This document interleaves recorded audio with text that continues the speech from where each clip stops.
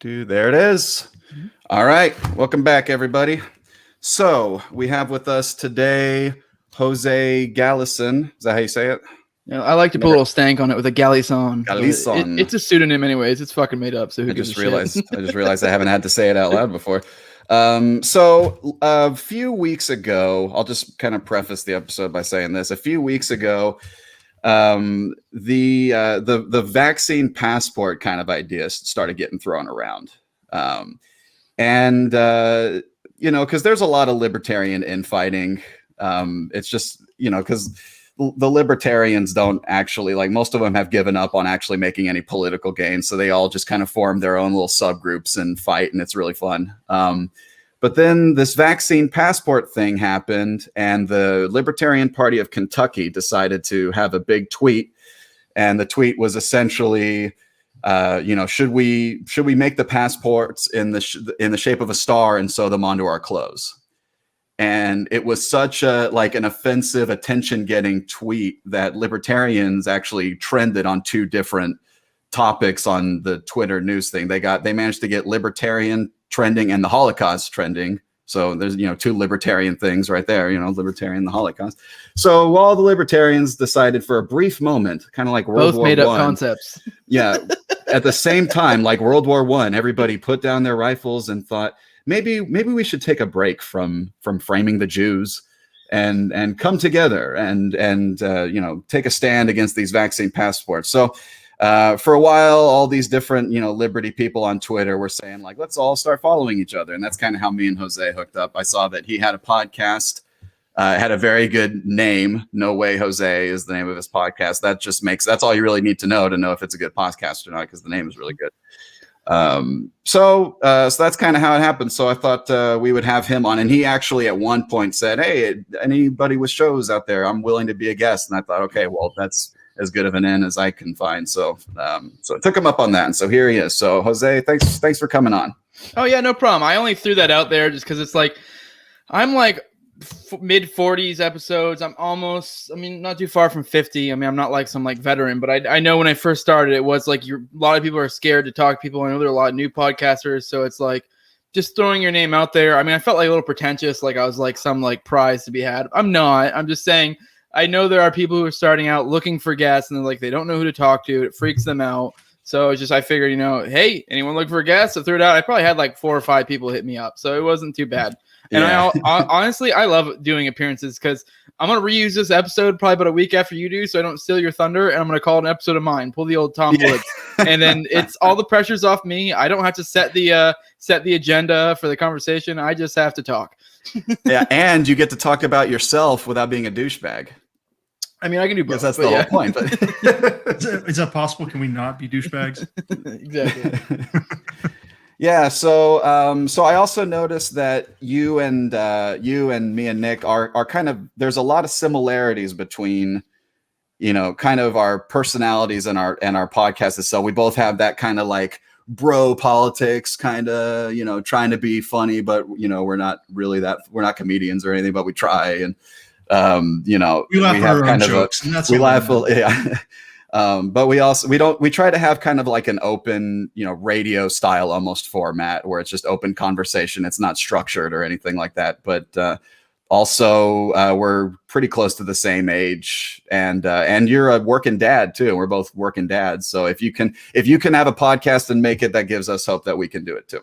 Yeah, I have 2 businesses too. I don't know if you've heard it all. So you probably could hear some maybe like light meowing in the background. Like I breed cats. I have a full-time job. My wife has a full-time job. I do a lot. So yeah, and I have 2 YouTube channels. I'm probably about to cut back to 1. I need to do an announcement video on that. So anyone listening to this, if I haven't done an announcement video, I've been lazy and putting it off. But one of the channels I'm gonna drop off. So anyone listening, if you want to. Hit me up if you want to run the Liberty Movement YouTube channel. If you know what I'm talking about, like that one, and you know the whole mission of it and stuff, hit me up because I'm about to stop running it. But all right. Someone else can run it. But anyway, too early to your promos, man. That comes at the end. All right. Yeah, so I was just being lazy. I need to do a promo, or not a promo, but a little announcement that I'm probably going to stop doing that and try to get someone else to do it. Because yeah. Yeah. Well, why don't you? Do you mind like telling us about your day job, what you do for a living, that kind of thing? That's on the download. No, I'm just kidding. I actually recently man. I kind of came out. I'm assuming that's what you're getting at. I am active duty military. Came out. Okay. Yeah, I came. I came out service. essentially. I hadn't been mentioning it at all because this is weird. It's kind of like I don't know what I'm allowed to say, what I'm not. I know. I was talking to Kyle Anzalone yesterday, and apparently he was saying that like God, what's his name? I can never pronounce his last name, but Surgeon or whatever his name. He's been on Scott Horton a lot. He's like he's an anti-war lefty guy. And Danny Surgeon, I think. I can't say his name. Last name's weird. But anyways, a lot of people probably know what I'm talking about out there. He apparently was, while he was like in the military, still was writing and like openly under his name. I operate under a pseudonym. So I don't know. I mean, if he can do it, I can. I guess I probably ought to get with him at some point and find out what I'm allowed to say and what I'm not, because it's kind of weird. Just a little caveat: the opinions I have are mine and mine alone, and not that of the United States military or the DoD or any of that shit. So just throwing that out there, just in case I get shit. But I only have a few months left, anyways. I intend on separating unless some crazy financial upset happens in the meantime. So yeah. So there was just stuff going on in the news saying that the active or the military was like calling out all the like conservative supporters. I guess if you were a Trump supporter, which you may not be in that camp, they were trying to call those out. Was that true, or is that just very specific niche areas of the military? Yeah, sort of, not really, kind of. They did have this like, we're gonna call out extremists, which it was like a running joke at work that everyone was like, what the fuck is an extremist? Like, that can be whatever you want to be, essentially. It's incredibly subjective.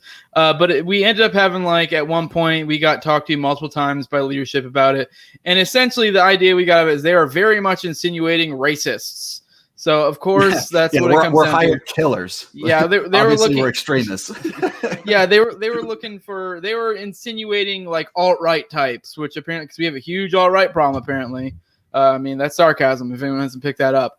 So yeah, that just became a big old joke around the office, if you will. But yeah, no, they were definitely heavily implying the alt-right types, which, to be fair, I mean, that's kind of like, you know how they conflate those two things, and that's how they demonize them. They say they're talking about racist, but then next thing you know, they're talking about your generic, conservative or, libertarian or whatever, So yeah, because even if we don't think we're racist, we are. But don't worry, we know that you are, and we can help you. And it's important that we kill people not based on their race or gender, but because we don't like them. Because they exist. So, what branch of the military are you in? Air Force.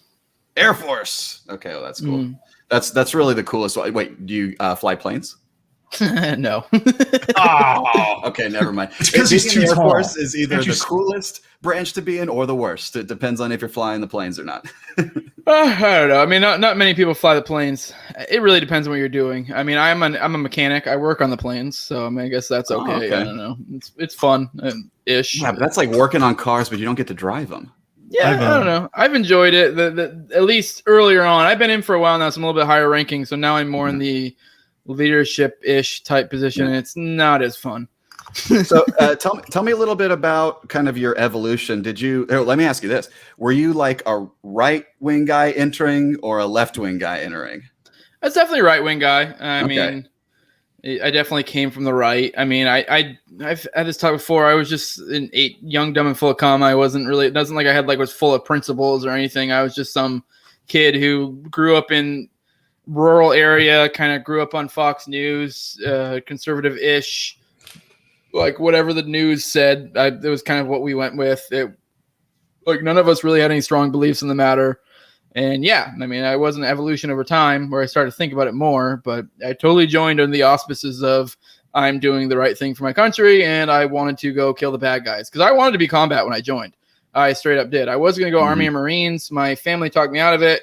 I went into something that I thought was kind of like special forces in the Air Force because my recruiter kind of lied to me a little bit. Not literally lied. He stretched the truth. There was a grain of truth in there. I guess technically the job you kind of can guide that job towards combat. Found out later that is extremely rare. And even then you're more in a support role. So you're not really in combat. So even if you try to be in combat, even that's hard?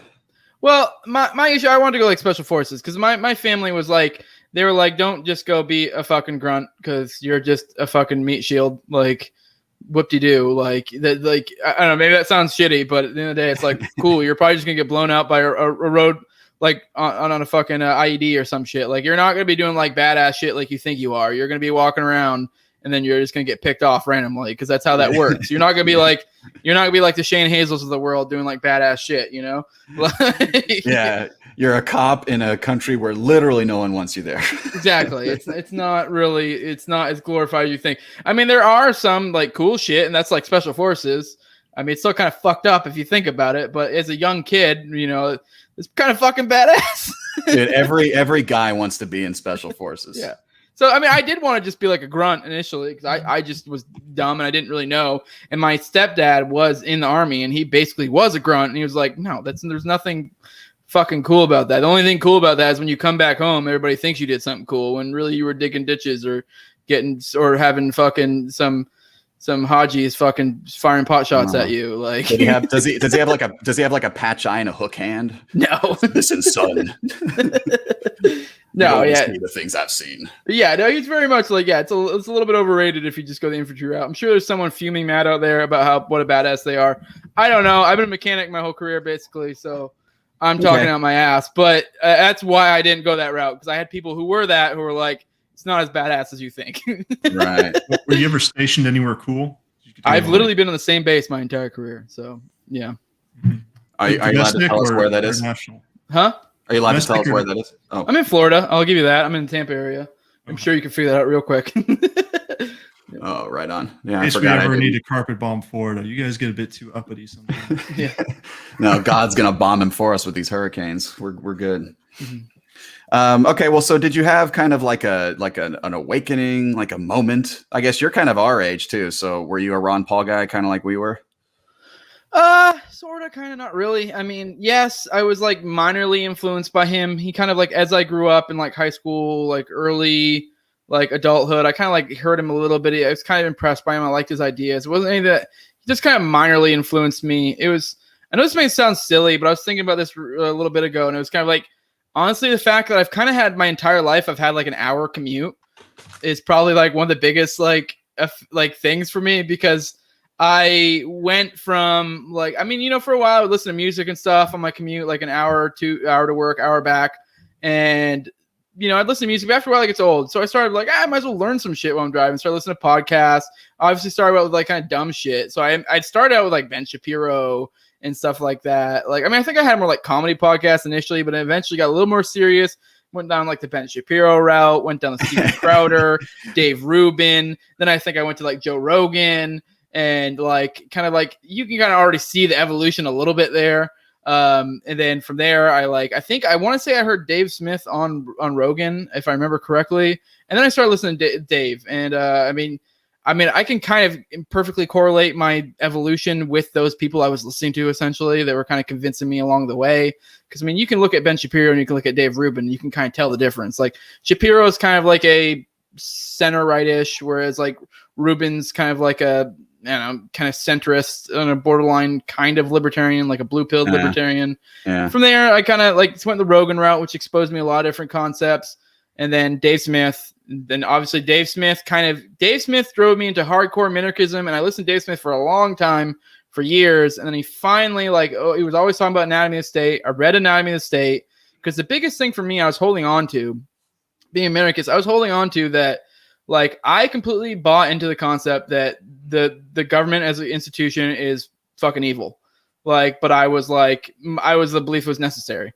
And then I read Anatomy of the State. Anatomy of the State does a very good job of disillusioning you of that it's in any way necessary. Because it really proves to you that, like, no, this is like doomed to fail. This is bullshit. Like, there's way better ways to go about this. And it was that like made me jump, like, push me over the edge from minarchist to anarchist. Because something about like the minarchist anarchist divide is like, I feel like when you're like, you don't want to identify as anarchist, you're like, I'm a fucking crazy. Like, it's like, it's fun. You should try. Yeah, I do it because it is fun to say you're an anarchist. Whew, now I'm very unabashed about it. Like, I very much promote that we shouldn't necessarily, I mean, it depends on the situation, but in normal day-to-day situations, I don't think the proper way to go about it is to be like, hey, I'm an anarchist, and like being everybody's face about it. But if someone asks you, or brings it up, I also don't think you should run away from it either. I don't think it's to be something you should be ashamed of, but you also don't want to be the person who's throwing in their face. It's just like being the guy who's a vegan or a CrossFitter. Like, don't be that person. Like, that's fucking annoying. Like, don't be the guy who's like, like, the hey, people, the people you have no hope of influencing. Tell those people you're anarchist because it's fun. Like, if you're trying to get somewhere with someone, then yeah, maybe use a different word. But yeah, I mean, there's different situations call for different strategies, and there are definitely times where triggering someone essentially, or fucking just that it's going to piss them off saying you're an anarchist. I generally think if you're going to fuck with someone like that, it should be when there's an audience. Because if you're just one-on-one, if you're just gonna fucking like mess with them, you're probably not gonna reach them because it's just gonna further entrench them in their position. But now, if say you're doing it, there's like 4, 5, 6 people around, and you're having a conversation, and you just want to fuck with some guy who's just some generic fucking boomer con or some shit, and you just want to make him look dumb in front of everybody, sure, why not? As long as you can keep your tact about you. I mean, everyone else is going to look at him and be like, look at this fucking idiot. Look, like, that guy is not going to be able to see past it. His cognitive dissonance is going to kick in, and he's going to be like, he's not going to be willing to admit that he's wrong, because it's just not how humans work. We're emotional beings. Like, we're not logical like we think we are. No, I don't. Can we pause and do some definitions? What would you say the difference between a minarchist and an anarchist would be? Minarchist, anarchist. I mean, for me, it's just like I said, the necessary evil. Because I feel like a minarchist takes the position that it is necessary but yet evil. Like, we need it, it has to exist, but it fucking sucks. Like, that would be my, generally speaking. I mean, really, if you're gonna be true, it's kind of I don't know if you've heard the line before. People say like, fucking minarchist. Like, even technically, Stalin was a minarchist because it's like basically a minarchist is just like, whatever the minimum amount of government you think you need. I mean, no one wants more government than they think they need. So even like Stalin, technically. But to be fair, when someone says minarchist, they generally are probably saying like courts, police, military. They're saying like what is the minimum, the thing that's needed for a government to function. Right. If we're going to be fair and give them the best honest interpretation. Yeah, but it's so open for interpretation that it just kind of floats off into space, right? Yes. Stalin as a minarchist, it's like, what's the smallest population I need to rule? I could just kill at least 10 million, and that would make my life much easier. Yes. And then anarchist is, I think anarchist is really when you just let go of that necessary part, because you just finally realize it is not necessary. Like, there's nothing about this is necessary. Yeah. Like, I mean, we can figure out fucking roads. let me tell you what. How about this? I think the best way to say it is that an anarchist is someone who wants to live in a stateless society. Mm-hmm. How about that? That seems like the least. I mean, it still sounds crazy to a lot of people, but it's quick, and I don't know. I guess they would all agree with that, right? Yeah, or that, or you could say someone who's consistent with the concept of you shouldn't hurt people and take their shit. Like, I mean, there's multiple ways you can go about this. Well, see, that's the problem, because the anarchist people see on TV are destroying shit and stealing shit and throwing bricks at windows and stuff. Yeah, it's not good for branding. No. Yeah, which is part of why it's not good to be in your face about being an anarchist.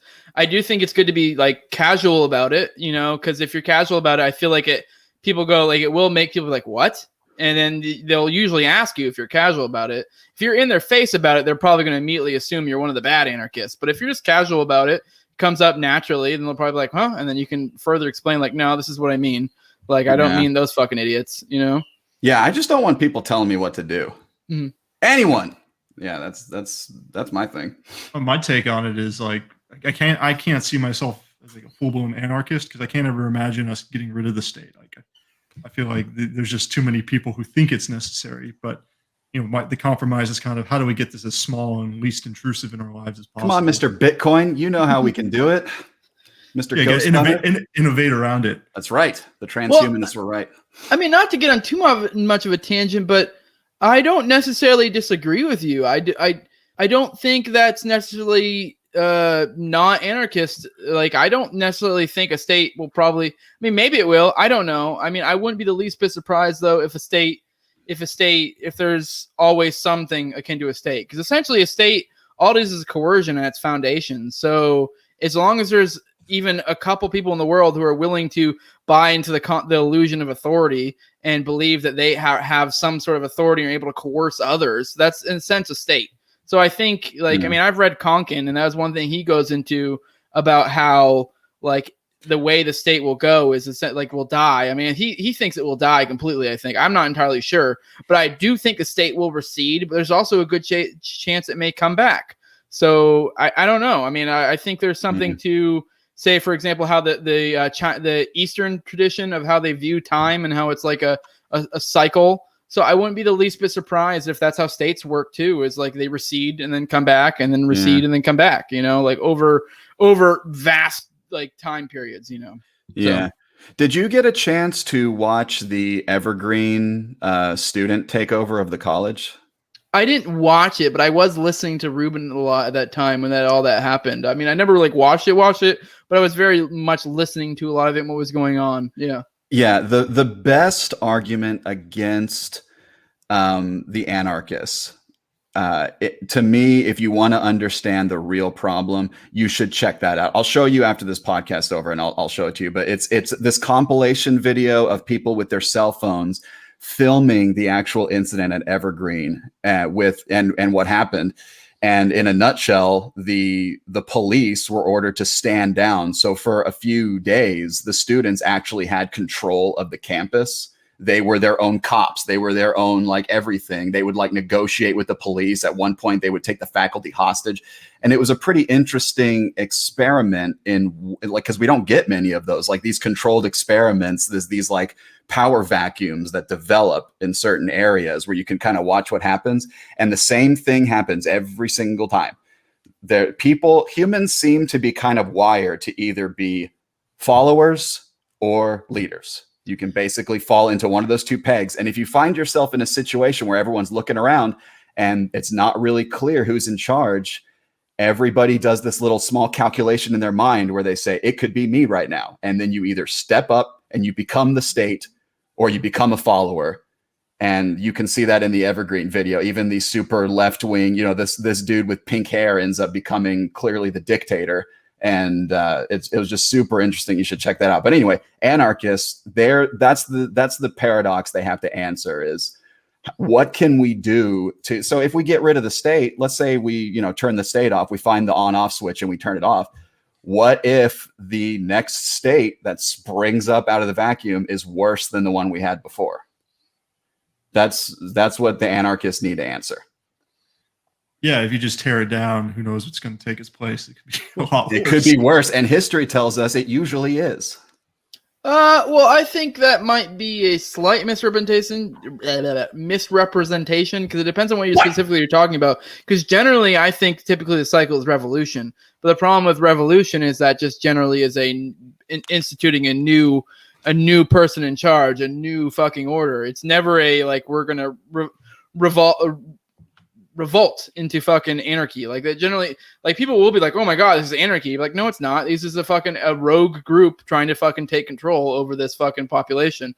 And they generally do. So yes, there are situations in which it does fucking collapse. Sometimes it's better. Like, I mean, to be fair, I mean, 1776, I mean, if you compare it to the English crown, it probably was better, at least for a temporary period of time. Now, if you compare it to what we were dealing with the crown, fucking, it's way worse. Like, there's no way to debate that. Like, you know, look at taxes simply.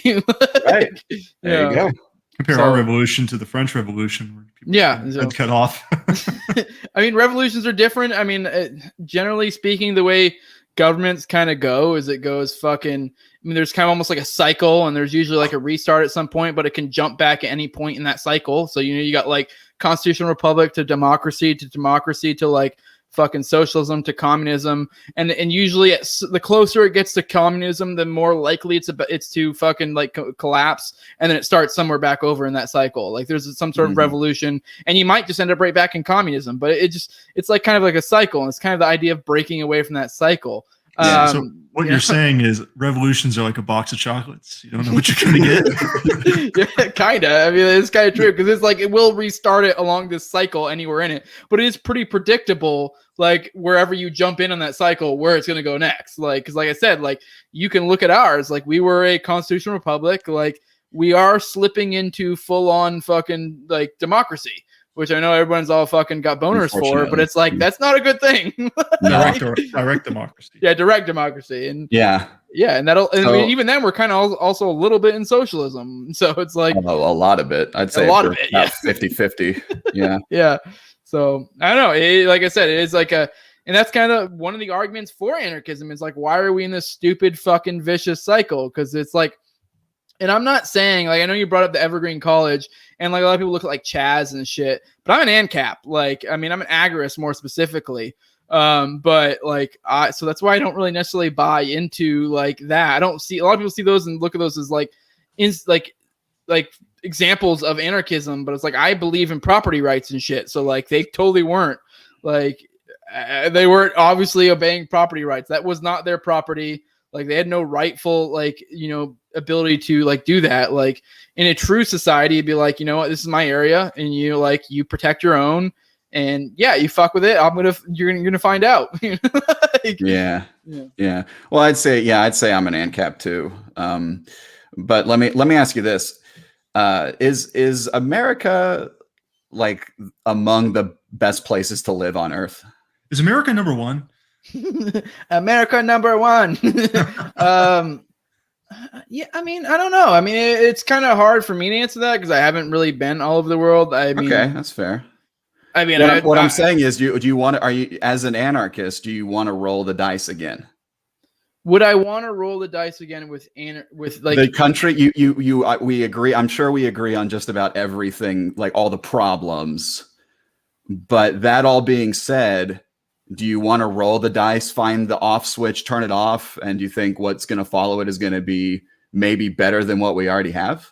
Well, I don't necessarily. I'm not like some boogaloo or fucking revolution type guy. I don't believe in an off switch. I believe you should just break away. That's why I said like I'm an agorist. I don't know if you guys know a ton about that. You read I minds? think that's the way going forward is to. It's kind of like Etienne Laboete had the one line about how like you don't have to like have some violent revolution. You can just basically disregard it and it'll fall away. That's kind of where I'm at, and I think that's kind of a false concept of looking at state of like just an off switch. Like I do think if you just do have some sudden like we're gonna fucking revolt and have some big boogaloo and fucking shut it all down, I don't think that works out well. Like generally violence begets violence. If you're talking to people about being an anarchist, ultimately that's what they're gonna think you're saying. Yes.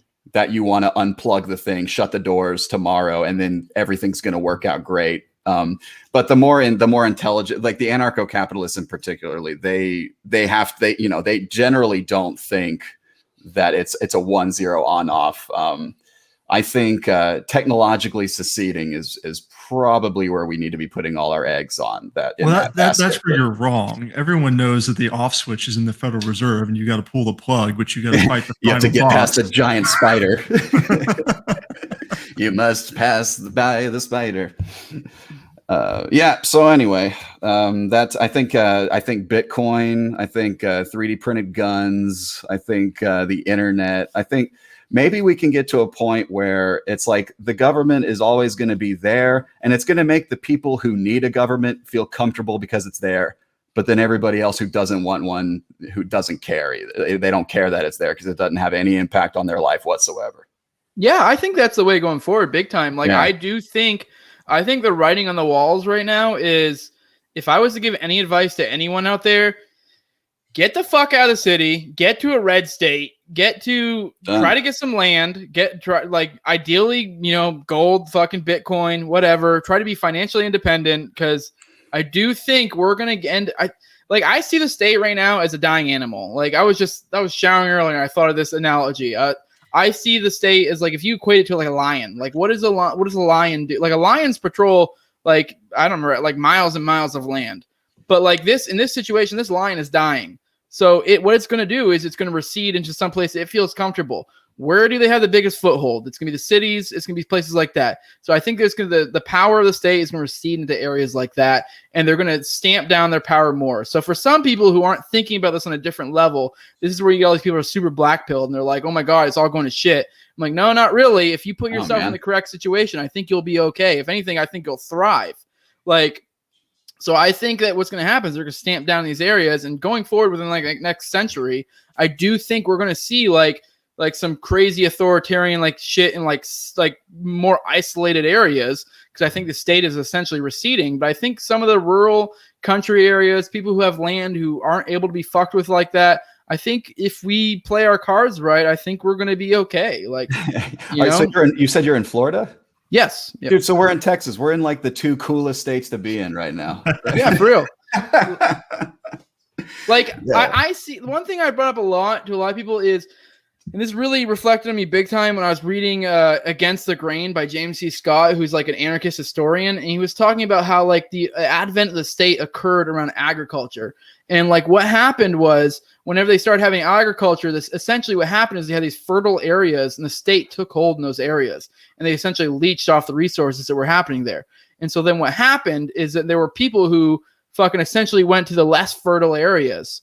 And like one of the big parts of that book is that he goes into is how those people who are on the outskirts actually fucking thrived. The history doesn't tell their story though, because the history is the story of states. Yeah. So like, but if you look like have historians look at this, they've shown that those people thrived. They did well. Like you looked at their like the skeletons and shit, they were very healthy. They were doing fucking good. They were kicking ass. Even though technically they had less fertile areas, but they were foraging, they were hunting, they were, you know, whatever. I mean, they weren't probably like perfect anarchists or whatever. They're probably more tribal, but they were doing well. And I see that as a good reflection of what's probably, it's almost like a, you know, a cycle. I see that kind of happening again, where I think we're going to end up seeing like fucking, like we're going to end up like having essentially borderline authoritarian, like super fucking technocratic, like cities coming soon. But then like, and it'll probably more focus in certain states too. Maybe not necessarily exactly perfectly falls in the lines of city rural, but you know, like say like you need to get to like Florida and get to like a rural area, or Texas and get to a rural area. That's what you fucking need to be doing right now.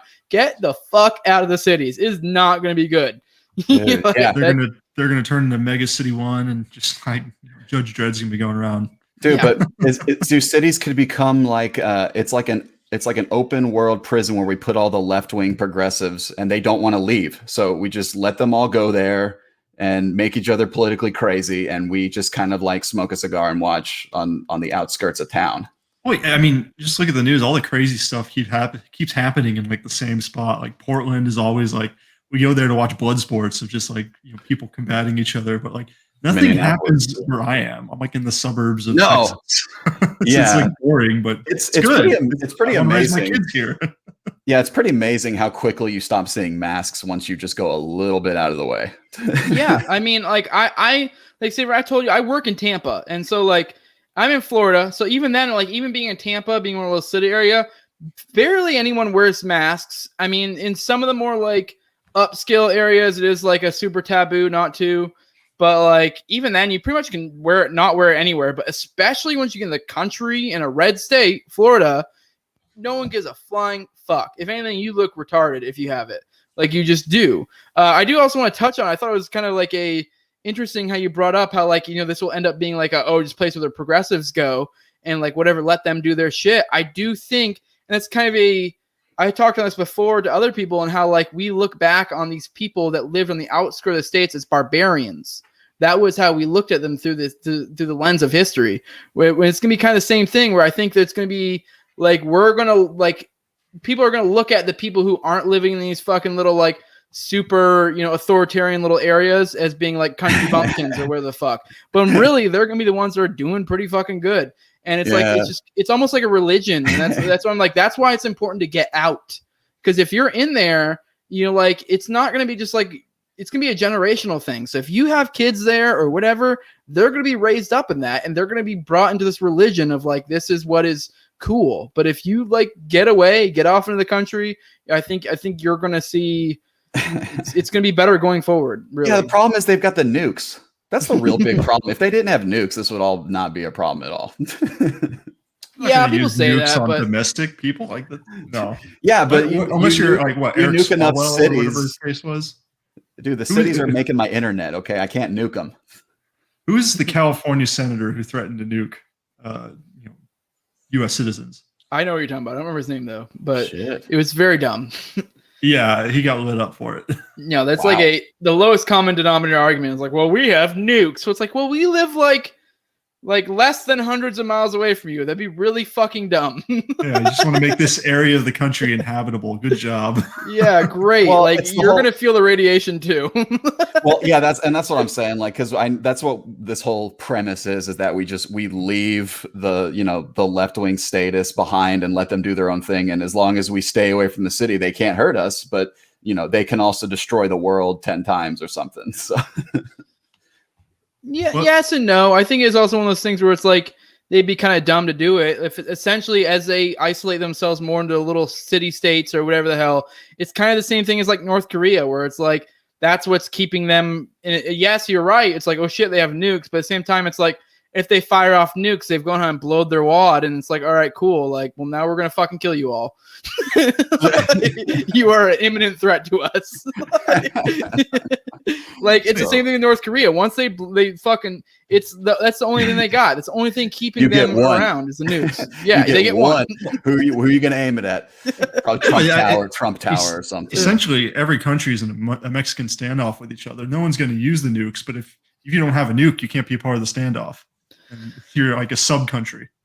Yeah, but that's kind of the beauty of like anarchy is it's decentralized. So it's like if say we had in this, like say in my idea of like what like say a century from now I think it'll probably look like, and it's maybe not necessarily anarchy per se, but it's super more decentralized and not as authoritarian in the rural areas. Like, what are you going to do? Who are you going to bomb? Who is this fucking central authority that you're going to hit that's going to fuck with everybody? Aliens. Like, if anything, you're just going to make, like, it's the whole idea of, like, where people say, like, well, what about an anarchist society? What if China comes to try to invade? It's like, well, who are you? There's no centralized military. There's no one for you to take over. Like, you're going to come over here and fight it's essentially Afghanistan is essentially what it is. Like, you're just going to fight a forever war. Like, if you're lucky, like you're trying to cross an ocean and fuck with us, like most likely these people are going to kill your ass. I always love it when people bring that up, that the U.S. would just be invaded and destroyed if it wasn't for the U.S. government. That's among the dumbest objections to. It's like, you know nothing about geography. Like, why would anybody do that? You really haven't thought this through now, have you? Yeah. Who's going to do it? Who's going to do it? Like, China's got plenty of stuff in their own corner that they can't have because of the U.S. They don't need to come all the way over here. And even then, it's the whole idea of like what central authority are you going to take over that then grants you that entire landmass? Like, there's none. Like, you're just fighting a battle to fight a battle. Like, you're just going to kill a few people on the coast and then probably get shot back at. Like, but seriously, it's a battle of attrition. You're just gonna. Seriously though, where do the nukes go? Are they going to sell them or something? Like, do we just have to, like, can we close down the federal government, but we only keep that branch running, the ones that maintain the nukes and make sure they don't blow up on their own and stuff? I mean, the USSR fell apart, and like nukes haven't gone any wayward places. Well, but they were still a state. I mean, they just turned into a different state. I'm sure they kept the building that controlled the nukes. They probably didn't close that one down. Right. So, like, if the U.S. came apart, it wouldn't just be a free-for-all in the nukes. There'd be organization and mini-states formed, and people, there'd be some organization applied to that stuff. It wouldn't just be, let's go into the warehouse and grab our nukes. But then China would buy us to make nukes. Well, I'd be interested to think of where, because the nukes are a real problem, to tell you the truth. Like the nukes are the biggest thing standing in the way of this Ancapistan that we want. Yeah, yes and no. I don't know. I've thought about this a lot in my head, and it's like it is, but it isn't, because it's like at the end of the day, like say I claim a nuke, and I'm like, haha, I'm a warlord now. Like, fuck you. Like, you're not gonna like. Okay, I just put a really big fucking target on my head. And it's like, okay, maybe that does work, but it's essentially the state game all over again. I'm just essentially recreating a Mexican standoff is all it is. And if anything, it's kind of more scary for me because I don't have the power of an entire state behind me. I'm just fucking dude, I just thought of an awesome movie idea. The federal government is closed down, and one of those nukes that are in the subs that are in the Persian Gulf, who's got like 10 3 megaton nuclear weapon that can blow up like Africa or something. They get the commander is radioing into the Pentagon and no one picks up, and so he decides to there you go, there's your movie. What does the guy do with his sub that can blow the world up now that no one's his boss? Have they already made this movie? I think we're it's also really a simplification. It's like, oh, someone will just grab the nukes and like then what? Like if I had a nuke in my room with me, I wouldn't know what to do with it. I wouldn't know how to arm it. I wouldn't know how to launch it. You probably need like a team of 1,000 people to do the logistics for this thing, and just to get it to go off right, because it's a very fine-tuned mechanism. It's not like if you shoot it, it blows up. If you shoot it, you make it inoperable and probably leak radiation everywhere. I have no idea how a fucking nuke works. Yeah, I get what you're saying. Like, I have a hunk of metal. What the fuck do I do with this? Yeah, and if you breach it, it's going to kill you. Yeah. maybe the 8 subs that the U.S. has that has all those nukes on it, maybe they battle each other in the ocean to become the last one who's got the nukes, and then that person is like the Dr. Evil of the world or something. Also, okay, I'll let the movie go. That's fine. The best thing you could do is like all the nukes in the silos, go cut the hydraulic lines to the silo doors, and there's not going to be any like incentive to ever get those things back open. They'll just be stuck in there. Maybe that's true. I don't know. Like bury them. Yeah. The idea that like, you know, you can just grab a nuke like it's a pistol and go do what you want with it seems foolish. It's silly to me. Best fireworks show ever. End of the federal government party. We just launch the nukes into the sky and blow them up. Launch them into the sun. Best light show ever. All right, let's see.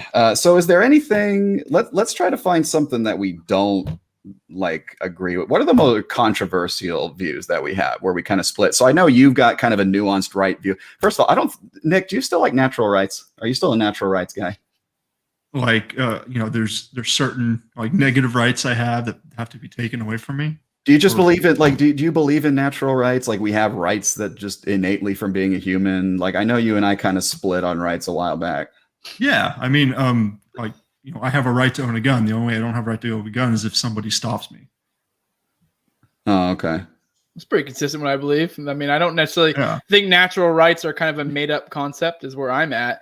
Like, I do think it's a useful made-up concept, and I do like to essentially evangelize that made-up concept, but at the end of the day, it's a made-up concept. It's like the Bill of Rights doesn't give you those rights. You had them. We're just writing them down that, like, the government recognizes them. Well, even then, I'm more of, like, I don't know if any of you guys have read Sterner, but I'm more of the opinion that, like, I understand. I don't believe in objective morality, essentially, is where this directly all comes from. But at the end of the day, I do believe there are preferable frameworks with which to operate under. Because I can get with somebody and be like, hey, you don't like when people take your shit, right? Like, you don't like when people hurt you, right? Okay, cool. Let's develop a morality around this. These are our values that we agree on. And maybe there are people who don't agree on, but at the end of the day, that's subjective. And we can from there derive a whole morality and that kind of is where rights kind of come from too, because those kind of like directly come from that in a sense. So, but at the end of the day, I do believe they're kind of made up. It's just, because they're all an opinion. But at the end of the day, like you could probably get most people to be like, this is what we value. And if they don't value it, you can be like, well, fuck you. Try fuck with my shit and see how that works. Yeah. I think libertarians need to just forget about rights and move on to something else. Because I think your point is like people will just, if they want something, they'll call it a right and they'll keep repeating it as a meme until they get it. Like healthcare is a right. Well, like the idea, like healthcare being a natural right. It's like, well, no, I can't be born with my own personal hospital that takes care of me. That requires an entire, you know, organization of people to provide that service. But like, the right to free speech, yeah, I'm born with that. You know, as soon as I know the language, I can say whatever I want, and someone has to stop me from doing it. Well, they can though, but that's my point. Like, so to me, I just think rights are just you really only have a right to do something that you're allowed to do. That's really all it is. If you're not allowed to do it, you can't do. Like, for example, you have a right to murder somebody. You can do it. It's just you got to deal with the consequences if you do it. So that doesn't mean anything. It's just you're basically saying what I ought to be able to do. And I think libertarian, like I think back on every argument I've ever had with people. So if you're about to have an argument with somebody, you can pick a variety of different angles to approach. How do I want to approach this from a practicality standpoint, from a morality standpoint, from a statistics thing or a historical thing? If you choose rights, you're going to lose every single time because it's just a values argument. You value this. Everybody values their own things. If you're going to argue your values are correct, you're just wasting time. Yeah, so libertarians, you know, if we want to talk about rights because it's fun, because it is kind of fun. I like sitting down and flushing out like a consistent rights equation. But I mean, I think libertarians need to give up if they're going on a national stage, because you can tell people all day long you don't have a right to healthcare. That's not going to be well received, no matter how logically you break it down. Yeah, but you're not in a legal argument with that person. You're in an emotional argument. So it's Right. there's no concept of what's a negative right, what's a positive right. Like everyone's like, oh, it's a right. It's just repeat it until I get it. And if you go to China and tell them they have human rights, they are going to look at you like you're from Mars.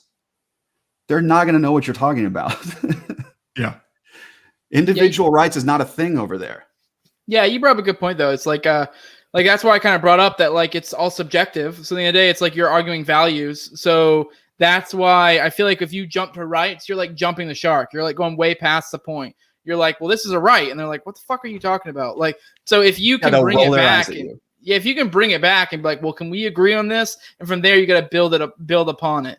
Now, I do think there is usefulness in rights. I've been very much influenced by like Vin Armani and his like concept of like magic, and I think there is some like magic here. And like, if you're dealing with, let's be real. I'm a fan of the remnant concept as well. Is there certain people who get it and certain people who don't, and that's kind of applies here. If you're dealing with someone who doesn't, sometimes it's just easier to be like, yeah, these are magical fucking rights that just exist and are objective, and that's why we can't do it. And if you can get someone to buy into that, sometimes that's easier, and it is what it is, because it fucking blows a lot of people's minds when you're like, this is all opinion. All this is a fucking opinion, but we can kind of come to, we can set values, and from there, within these subjective opinions, we can derive objectivity, essentially. Like so Santa Claus. Yeah, so I think there is something to that. I do think that there is something to like, hey, sometimes, especially if you're dealing with like conservatives and you're talking about rights, that's a good way to attack it. They already generally kind of have somewhat baked in their shit natural rights. So if you can attack it from that way, I do think it's useful. But that doesn't mean I necessarily believe in it. But I have no problem arguing something I don't believe in if it gets me to gets me the end point I want to get to. That is interesting. Yeah, just tell the little peons who don't care that much about politics. Yeah, there's one day this God came down and gave us all these rights. Yes, exactly. And these rights exist because you were born and you're a person. In Fort Knox. The rights are in Fort Knox, locked away. And when you're born, they feed you some. I do think there's some utility to the fact that we have them written down and we have limitations and a written constitution. Even though we've eroded them pretty heavily, we've managed to hold on to little bits of it longer than other countries for the meantime. Yeah. Well, if you want to talk about the tide of infringement, if you want to talk about rights as synonymous with like legal right, then that makes sense. Okay. Yeah. You basically have a right if there's not some law saying you can't do it. But I think that's basically as skin deep as it gets. Yeah, and the government is just a dispute settlement system, and the fact that we have it written down sets the rules for consistent rule application. I don't know. I have to disagree with you strong, pretty hard with the whole idea of that. Having them written down has really been that helpful. If anything, I think it makes people buy into it. Like, yes, it did slow down in some sense, but at the same time, like if you look at it from a realistic perspective, yes, most of the state is turned outward and not so much inward. But yeah, this is probably in a sense one of the worst states there's been. But so far as like living in the state, pretty great. Most of our power is turned outward, but living in the balls of the dick that's fucking the world ain't actually too bad. But at the end of the day, though, when it starts getting turned inward, as we're starting to see now a little bit, I do think that a lot of this like magical like Bill of Rights thinking is gonna really fuck us, because a lot of people still now make the fucking Second Amendment says this. Well, no one gives a fuck. It also feels like we can't count past like 1.5 anymore. It's like everyone gets the First Amendment, and then the Second Amendment, they're really trying their best to just forget about that one. And then after that, they don't really know what 3 through 27 is. Well, it's just like you look at Biden the other day saying fucking no amendment is absolute. It's like, okay, well, here we are. Yeah. We've jumped the shark. Well, that shouldn't shock too many people. I mean, we've been operating under that kind of rule for a while now. That's my whole point. But then the problem is now we're stuck in this framework where you have people buy into this Bill of Rights bullshit, and fucking like you have the Bidens of the world, the Democrats are going, well, this is all up for, this is a fucking living document. And then you have people who are like, no, it's not. But it's like you're arguing under the wrong pretenses, because it's like this guy says, well, we can do whatever the fuck we want essentially here. And other people are like, no, you can't. And that's all the argument is. Like, and then they end just kind of settling on somewhere in between. Well, but don't you At think best, they're speed bumps to authoritarianism, but they don't At stop them. best. well, yeah, because I mean, aren't you happy the Second Amendment is there, regardless Yeah, of your feelings about how it I don't could think be? we'd Aren't I you don't glad think we'd it's have there? gun ownership if it wasn't there. Like, so Ah. I'm kind of grateful for it. I don't know. I Aren't you mean, happy it's there? Like, if they repealed it tomorrow, wouldn't that like worry you a little bit? no, Yeah. I still got a gun here. Yeah, I already got mine, so Yeah. Well, I mean, I would like to live in a world, obviously, where I don't care what the Bill of Rights is. That's what we already agreed. Like, that's where we need to go. But for today, I mean, if I had to pick, like, if someone gave me the button and you push the button and the Second Amendment's gone, I wouldn't push it. I think the Second Amendment basically is gone. It doesn't serve any purpose essentially at this point. I really don't think it does. It's just some shit that fucking conservatives cling on to that means nothing while you're shit. Not a single conservative is like, yeah, we need to repeal the NFA. Like, that's, you got to get a little into the gun community before you get there, and it's not mainstream. But no, yeah, like as far as I'm concerned, the Second Amendment's been kind of eroded ever since we put it in the NFA. Sure. I mean, every amendment. I mean, genuinely at this point, I think the Bill of Rights are borderline fucking useless. But I would say that if we could somehow magically, like, this is one big thing Pete Konis goes on a lot about, how, like, if we could get people to buy into this magical line of thinking all over again, sure, it'd be great if we could get people to buy into that all over again. But the problem is they're arguing a losing battle. And so it's just like, well, this is what we have. And it's fucking like, well, you know, it doesn't do anything right now. It's basically gone. Okay, well, we'll call the next one, instead of the Bill of Rights, we'll call it like the list. We'll update it. We'll call it the list of gets. We just won't call it rights anymore. So these are the things you get. We just call it a wish list, and you can add the rights you want onto your Amazon wish list. Or just join whatever local protection company. When you sign on for that protection company, they're like, okay, what kind of Bill of Rights would you like? Would you like the healthcare package, or would you like the guns and free speech package? Which one would you like? This one you don't get guns, but You get these 5 rights for free, but if you pay a little extra. I do want to bring up real quick that there are other countries who have guns. Like, we're not the only ones who have guns. I know we brought up the Second Amendment. A lot of people go, well, what if we didn't have the Second Amendment? What if we didn't have the Second Amendment? It's kind of like, well, I don't fucking know. I can't turn back time and just you take away the Second Amendment. Maybe we wouldn't. Maybe we would. But it's not like, pretty nice. Yeah, I mean, there are places that have guns. So it's not like the Second Amendment is this magical thing that protects guns. So yeah, I mean, for real. Hey, Somalia was actually pretty dope before the other countries started fucking with it, when they actually had a legit period of anarchy. So, I'm gonna have to take your word on that one. I don't know a ton about that. I have listened to a few podcasts where they talk about how it actually was thriving during its period of anarchy, because that's the one big thing gets thrown in our faces a lot. We're like, well, just go to Somalia.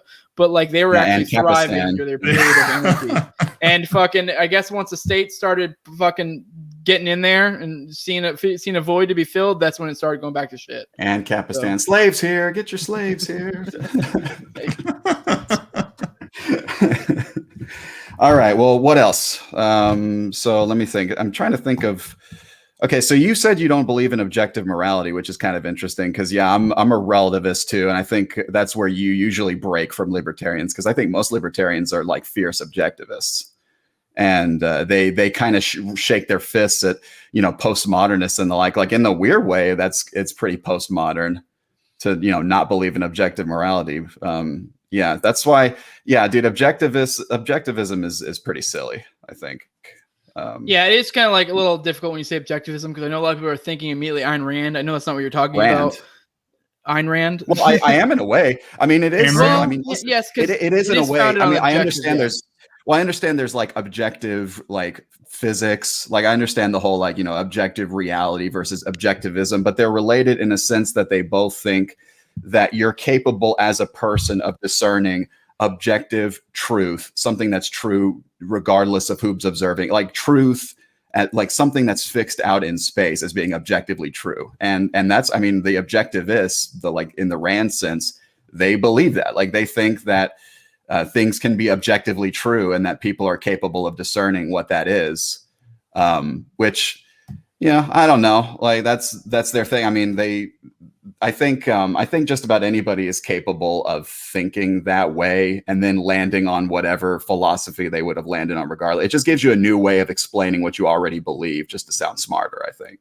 Yeah, I was just making the distinction that you were meaning a moral objectivism. I know that's very similar to Ayn Rand's objectivism, like her whole line of philosophy. But yeah, that's a whole separate thing. My point being is you were speaking moral objectivism. But yeah, I'm generally of the opinion that like at the end of the day, like I was kind of getting at earlier, if that's what gets you to the end point I want you to be at, which is you leave me the fuck alone, and then I'm cool with it. Whatever. If that's gets you where you want to be, I don't give a shit. But at the end of the day, like if you really want to get this deep discussion, I do think objective morality is fucking horseshit. Because like, unless you believe in a God, but even then, even under the believing in some sort of God, it's still like it's ultimately like in a sense it's subjective, but in another sense it is objective. Like if you're saying this God is the objective morality, for one, it's like okay, well, just because he's a God, why does that make him subjective morality? But even if I assume that, it's still like okay, but you're interpreting what that God is saying. So it's like you, even then, under this fucking specific set of circumstances, like maybe you can say there's an ultimate objective of morality, but at the end of the day, you're not going to know it. Like you can just get as close as you possibly can. It's still subjective morality. Even then, even as much as you may not be comfortable saying it, whatever you decide on is probably not exactly it. I know people be like, well, we're getting close to the objective morality, and there is ultimately objective morality. Cool. Whatever. But even that's making a big assumption. We're assuming there's some deity out there. And that's a whole fucking bag of worms. Like, even if you do buy that, look at how many goddamn fucking denominations there are of just Christianity. And that's not even going to Catholicism, Judaism, whatever. Like, it's a perfect example of how it is inherently subjective. Like, even if you do assume there's an ultimate authority, it's fucking subjective, no matter how you take it. There's a million ways to read these fucking documents. And sorry, it just is. But even then, you take a deity out of it. I mean, especially once you take a deity out of it, I don't really get how you get objective morality. I know a lot of people like take. I'm reading was the Ethics of Liberty by Murray Rothbard right now, and like, I don't know. I just can't buy. I haven't read Hoppe yet. I know a lot of people say Hoppe has his like whole line of reasoning for objective morality, but even then, it's just still not convincing me. Even then, at the end, all of it seems like a super long reach for people to try to make some sort of like case for like. This is what is, and this is what we base morality off of. At the end of the day, they just haven't done acid, I think. Yeah. At the end of the day, though, it's like at the end of the day, though, you're talking to people, and people have different values. And the idea is like maybe most people probably agree on certain values. Sure, there's probably always going to be some psycho out there, and that person is going to be the one who doesn't agree with your values. Okay, cool. Fuck that guy. Like, we have our own one. If he tries to ever mess with you, it's like the whole like Sterner thing of like the whole might makes right. I'm not necessarily saying you should go fuck with people, but like at the end of the day, like if someone doesn't agree with his line of reasoning of like we shouldn't hurt people and shouldn't take their shit, if they try it, they can fuck around and find out. That's really what it comes down to. Yeah. And at the end of the day, this is all inherently an opinion, and it's all based on values. But we can set values and from there derive out objectivity. That's so much work. Yeah. Then hey, leave me the fuck alone. Yeah. That's really what it comes down to. Like, I mean, if you don't agree with me and you think that you should be able to fuck with people, well, try it. See what happens. Good. Yeah. I put a gun on my wall just on purpose. You see one behind me. That's actually a Civil War gun, though. It's not operational. Yeah. Is that like a carbine? I don't know enough about it. I just know it's a legit Civil War gun. It was from my in-laws' fucking house. They found it on their property. So, like I know, like Civil War gun. I'm thinking like a musket with a 30-inch barrel or something. So it looks pretty short. Yeah, it's not operational at all. Like it is pretty short. If I took it off the wall, it's not a very long gun. So there's got to be something. What about abortion? I don't know. I don't really care about abortion though. So even if we do disagree, I just don't care. Ooh. Did you guys know we're gearing up for another Supreme Court abortion showdown right now? You heard about what's going on in like Ohio? No, I just said I don't care about abortion. When you brought it up, I think it's murder. I'm trying to find things that we disagree on. So I'm thinking like, what do libertarians typically disagree? Well, let me get somewhere. So the law that was passed, I'm pretty sure it was Ohio, is pretty much saying if the doctor knows that the mother wants to perform the abortion because the child has Down syndrome or some kind of genetic disorder, the doctor's not allowed to do it. And then there was another state who said, no, that's fine. So now you've got two states in different like circuits opposing each other, and you're going to have the Supreme Court settle it. And at the end of the day, it's a eugenic argument. Like, oh, my kid's going to have Down syndrome? Pull the plug now. Like, I mean, that's like a real decision a lot of people have to deal with. And I think it's probably one of the leading, outside of, economic reasons. If you're going to get an abortion, it's like, oh, this kid's messed up. Like, it's not something I want to subject me and my family to. I don't know. I'm of the opinion abortion is murder, personally. I mean, I know you can kind of get in the weeds of whether it's a property rights violation or not and whether it's permittable. I don't know. It is like a whole discussion. At the end of the day, I think it's a human life. You're taking it. Do with that what you will. Yeah, I'm an anarchist. I'm not necessarily saying I want the state to do a damn thing about it. I mean, but if the state is to have any role, I mean, that's a life. That if the state is to exist for any reason, it's your own moral framework. It's like, yeah, you're killing something. Like me, I would never, I can't have an abortion personally, but I've got a couple of kids now. Oh, you should try it. It's like blast. Better than sex. Jerking off into a sock count. Basically, a million little abortions. But it's I find it morally terrible. Like I would never do it. But the state intervening, it's kind of tough. And the kind of where the law now is, the state can't intervene until the child's viable. It's like 20 weeks. Like, what's the state going to do? You can't take the child away from the mother. It hasn't developed. It's not a viable child. It's kind of hard to extend help or aid. Yeah, I don't know. Borders and abortion are where I pretty much I do have my kind of opinions, but at the end of the day, I don't normally get into them too much because you do get into very, very much in the weeds and get into conflicting principles, and it's I don't know. It's a nightmare to proceed because I do for example, borders. I generally don't give a shit, but at the end of the day, I do kind of understand the argument of why we can't just let everyone in its current state. I don't know. So we don't really care enough about abortions and borders to talk. Oh, I got it. What was your general view about the January 6th insurrection? It's fucking base as shit. I don't know. I mean, it was part of me was this is fucking awesome, but a part of me was this is not going to end well. I don't know. It was just it was just it's like that gif of Elmo with the fire behind him. I don't know. I thought it was cool in that aspect. It was kind of fun to watch, but I'm this is not going to end well. Probably not even end well for me. I don't know. Yeah, that's right. How about this? If you were in the crowd that day and all you thought you were going to do was protesting outside, making a bunch of noise, cheering on your fellow Republicans to stop the steal, and then suddenly they opened the doors and everyone started walking in, would you stay outside or would you walk in? I mean, probably walk in. I mean, I don't know. It depends. Yeah, I think that's what a lot of those people found themselves in. It's okay, the crowd started moving that way. Am I going to stay outside and just watch? Do I have that foresight to not join, or is it mob mentality? And it's oh, cool, we're doing this. Let's go. I don't know. If anything, my thing is it was kind of if anything, my big thing is just kind of weak. It was just what did you even do? It was the least destructive riot in human history, and I think the biggest mistake.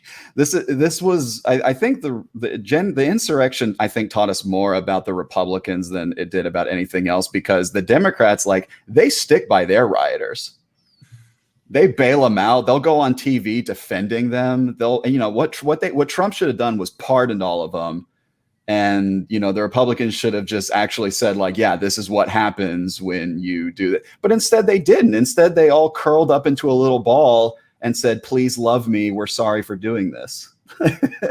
Yeah, it was super weak. I don't know. If anything, I was kind of, I mean, it sounds like a Fed post, but I was totally hoping they went a little bit harder because it's just I don't know. It's the one thing I equated this to a lot of people. It's kind of I saw this video a while back where this guy got pulled over by the cops, and I don't remember exactly why. He wasn't hurting anybody. I think he had drugs on him. They found out after it was all said and done, but he was just chilling, and they pulled him over and they're trying to get him to come out. He's I don't want to come out. I haven't done anything wrong. Leave me alone. And was this the guy who had his hands out of the car? I don't remember the exact situation. I know they ended up tasering him, pulling him out, all bunch of shit. And then after all of it, he kept being leave me alone, leave me alone, leave me alone. It was super polite. I mean, from a status perspective, they'd be totally well, he should have got out because they told him to get out, but he really wasn't doing anything wrong. Aside from that, if you buy into their authority, then yes. But from an anarchist perspective, he was doing nothing wrong. And they eventually pulled him out, and when they did, he yanked out his gun and blew them both away. And he had been for a good like 10 minutes, be like, leave me alone. And like, from my perspective, he did nothing morally I know who you're whatsoever. talking about. I think I know which one you were talking about. Yeah, he did nothing morally wrong in my perspective, but it was really fucking dumb. I think I know who you're talking about. Like, he pulled a gun from like under the seat while they were wrestling out, and then just like surprised both of them by like squeezing off the gun and killing them. Yeah, it was pretty awesome. I saw that. I was like, oh, it was brutal, man. It was brutal. Yeah, I mean, I honestly, part of me was like, hell yeah, like they shouldn't have fucked with him. Like that's what you get. Like, don't fuck with people. Like you just shouldn't. They were in no moral spot to fuck with that person. Like he did nothing wrong. Still took 2 lives though. Yeah, that's. I don't give a shit. Like honestly, he wasn't doing anything wrong. I feel bad. Involved. Yeah, I feel bad. But at the end of the day, the fact is they bought into the idea of they had some magical authority. They can fuck with people like that. They can't.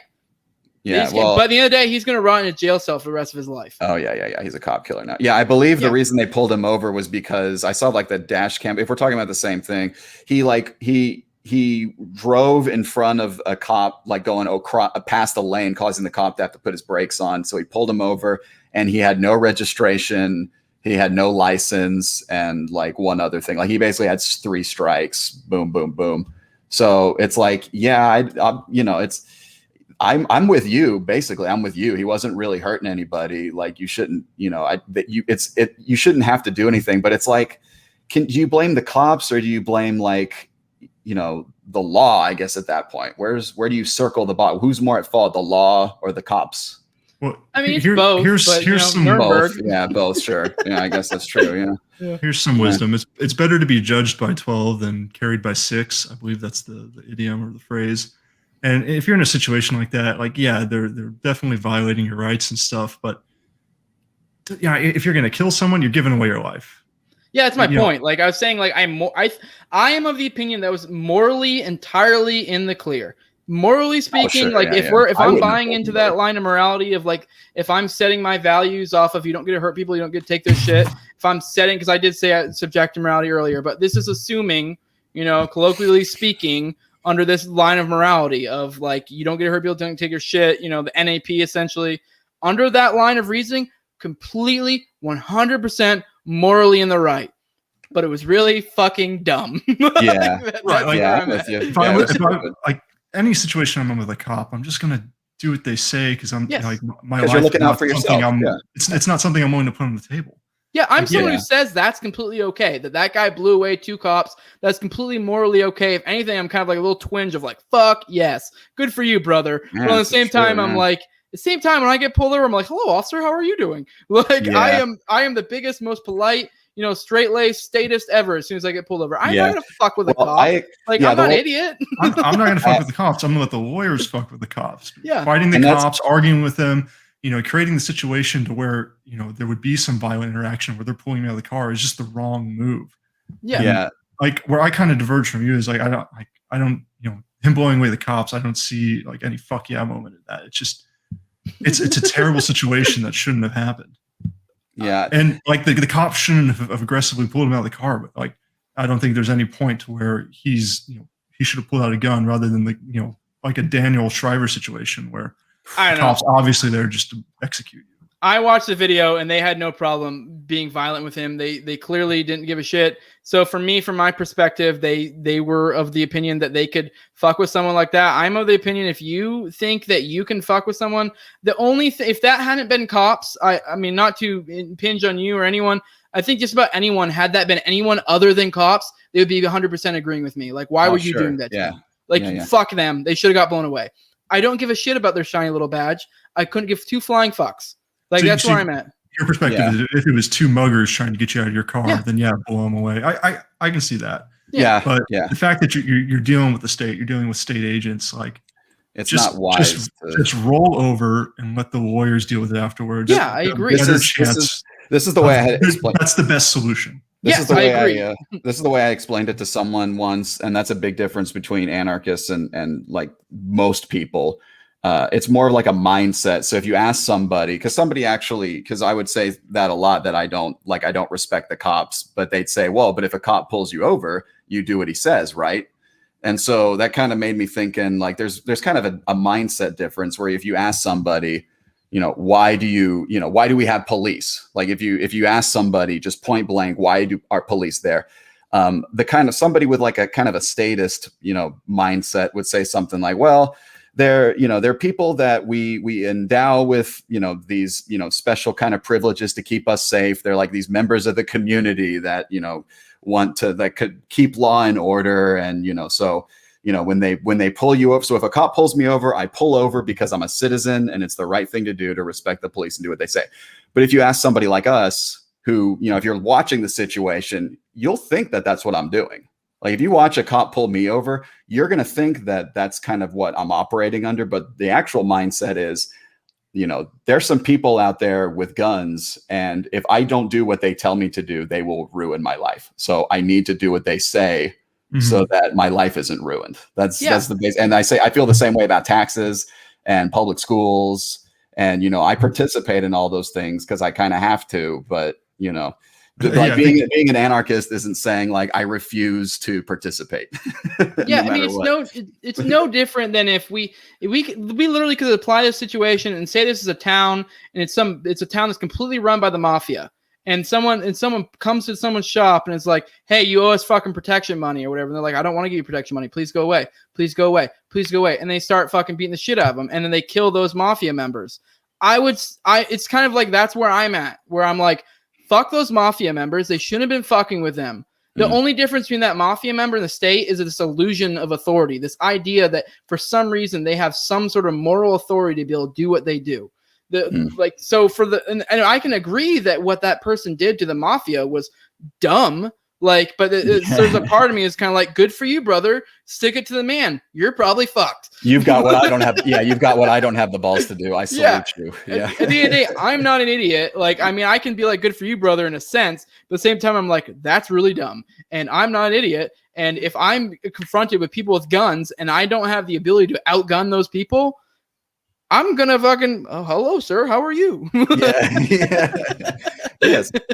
Hello, I'm just a tax-paying citizen.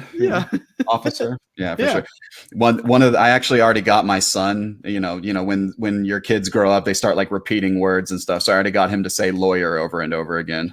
So one of his first words was lawyer. Yeah. Kind of switching topics. Like, have you ever watched these like criminal psychology videos? There's this one YouTube channel called Jim Can't Swim, where he does breakdowns of police interrogations and stuff. And you watch enough of them, and you pretty much learn the takeaway is if you're ever being questioned by the police, talking to the police, just shut your mouth. Like if there's not a lawyer present, do not engage, do not interact. Just be polite and be like, I'd love to cooperate, but I need my lawyer here first. Like they're not your friends. Yeah. Just look anything you two say will and can be used against you. So don't say anything. Have you not seen that ad that was like viral a while back where it's like that lawyer is like, if you get pulled over, shut the fuck up. And it's just like going on and on and on. It's like, just shut the fuck up. Just shut the fuck up. That's advice. Shut the fuck up. Do what they say. Deal with it afterwards. Yep. That is the best advice. I mean, there's a small part of me that's like, way to go, buddy. But at the same time, I was like, that's really dumb. Yeah, really dumb. Speaking of objective morality, your life should be the most important thing, and you're trying to preserve it at that point. Yeah, I mean, if you're willing to throw away your objective morality, or not your objective, but your life for some principle you stand on because you're like, fuck these guys, right on, brother. I wouldn't. I have shit to live for. Yeah. Maybe that's what the libertarians need is more dumb people. Yeah. I think we got plenty of those. Foot soldiers. It's a herd of retards. Every group's got its plethora of retards, so we don't have to worry about that. Well, we're more like a group of autists. We don't have a whole lot of idiots. So weaponized autism. Yeah.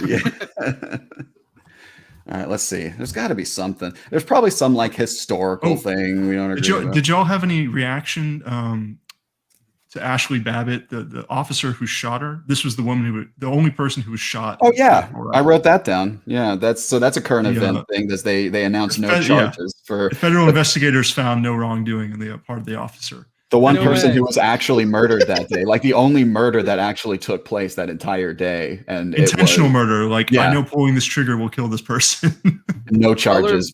I'm not surprised. Yeah, I'm not surprised. I think if that was a state cop, then they might have been in trouble. The quote was that there was no evidence the officer wasn't in fear for his life or the Congress people's life. So he was in his right to shoot her. But she was unarmed. Like, that wouldn't fly in any other scenario if it wasn't a federal officer. There's no evidence he wasn't scared. Yeah, I think that whole thing was a calculated, like, we need to give a signal to the crowd that they cannot go any further. So we're just going to have to kill someone.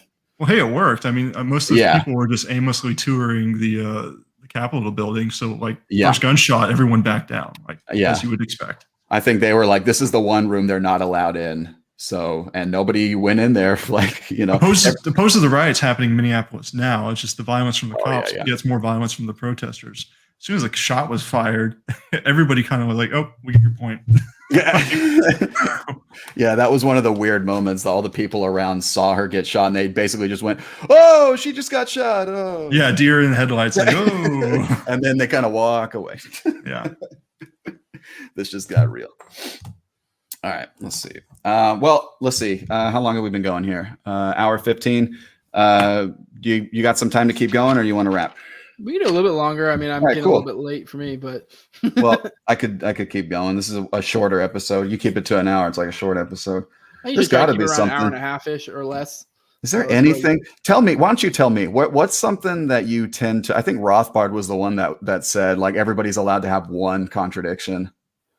One contradiction. Yeah, you're allowed to have one where you're just like, yeah, this doesn't fit into the grand formula, but I don't care. Like, do you have one? Mine is declaring the moon the 51st state. I can't really think of. We should have done that. Head. I mean, really, I can't think of any. Has Manifest Destiny ended? We can still do that, right? I can't really think of one off the top of my head, to be honest. There's got to be one. Man, let me think. What about you, Nick? Contradiction? Yeah, like, okay, I'll give you a good example, like the nukes. That's a good example. Like, I want the federal government to be completely dissolved, but, you know, they need to stay at least to keep the nukes. Like, that's my one. I don't know if this is a contradiction, but I think if you have the ability to build a nuke, you should be able to own one. That's not a contradiction is like, you know, because libertarians are all about, like, having governing formula. Like, they're trying to reduce everything so that you can explain, like, and how a society would work with just some base, like, formula. And, you know, that's the autistic. When they call the libertarians autistic, that's what they're making fun of them for. Is just, you know. I hate the military industrial complex, but I love the military equipment. It's some of the raddest shit out there. Like, it's not. I mean, I don't know. Some of it's pretty cool. I don't know, like, you don't think that, like, A10 Warthog, like, isn't the Warthog's cool, pretty fucking dope. Like, that would never exist without a state, but I'm glad it does exist. I mean, the Warthog is pretty goddamn dope because it's literally a plane fucking built around a gun, and, like, that's, like, all it is. It's just a big giant gun. It's funny because they've been trying to get rid of it for forever, but they're like, this thing's just so fucking dope. It's too cool. It's too cool to decommission. Yeah, I mean, it's pretty good for, like, low fucking, like, air to ground shit because you're just like, I don't know. I know. That's actually a good question. I'd probably have to think on that for a while because I'm sure there's something. I want to say my immediate instinct is the abortion thing, because if I do think, because a lot of my argument for why it's not okay relies, I think, on contract theory and how, like, implicit contracts, but even then I'm not sure if that stands up because it kind of gets in the weeds. And I've listened to Kinsella a little bit on his contract theory, and I feel like it might fuck up my concept of, like, why abortion is wrong, like, per that. But I don't know, that gets, like, way into the autistic weeds. Yeah. Like, at the end of the day, I'm just like, I don't know, I don't like it, but at the end of the day, I don't want a fucking state to do a goddamn thing about it. So yeah, this is too abstract. Let's just say I got another simple one. Like, I think the idea of stimulus checks and printing money to hand everyone, like, you know, a check that's going to, you know, be eroded by inflation is retarded. But at the same time, like, yeah, I'll take the check. Thank you. That's a good one. That's a good one. If I thought I might have thought of that, or thought a little bit longer, thought that, because that is, like, I feel like this past year has really pushed me over the edge there, where, like, I don't know if I necessarily am completely collapsitarian, but I'm like, you know what? Keep printing them stimmies, baby, because I'm going to take that money. I'm going to, you know, do whatever, pay off debt, buy guns, buy fucking ammo. What whatever, caliber did your stimulus check come in? Yeah. Yeah. The 300 blackout, baby. Yeah, no, I mean, that's kind of where I am. I'm very much, if anything, I'm all like, woohoo, give me my stimmies. Like, I don't give a shit because I've just, like, I used to have this illusion, even as an anarchist, that somehow maybe we could, like, you know, through incrementalism, somehow dial it back. But I genuinely am of the opinion that maybe I'm not necessarily saying I want it to die like that on off switch we were saying earlier, but I almost see it more as like an inevitability. So it's like, why would I fight it when I can be like, give me the goddamn stimmies? Because I saw so many people who were like, a lot of people were like, I'm going to give them my stimmies back. I'm like, okay. Okay, retard. Yeah. I can agree it's a good idea, but they're giving it to me. And why would I put myself at a disadvantage compared to everyone else? So, okay. I mean, you kind of did give it back because it's like the stimulus check came out to like, or the bill was like $6,000 per American and they gave you $1,400. It's like, it's all net negative. It's all psychological. Yeah. One of the dumbest angles of argument I saw on social media once was when they would talk about the tax breaks that Trump made. Like he gave everyone like a tax cut.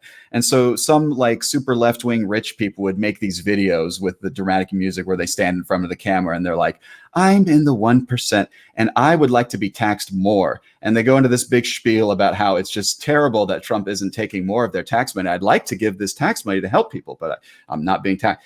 And it's just like, you think if they just handed a check to the government, they wouldn't take it? Yeah.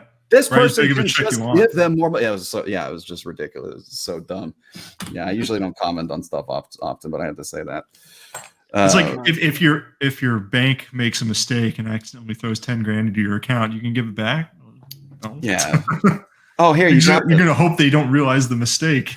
Go on with their life. It's wrong for me to take this from you. Hey, so let's spend the last part of the episode talking about like podcasting. That was what I was going to make most of the episode be about. It just didn't kind of end up that way though. Yeah, we go for another 2 hours. We can still accomplish that goal.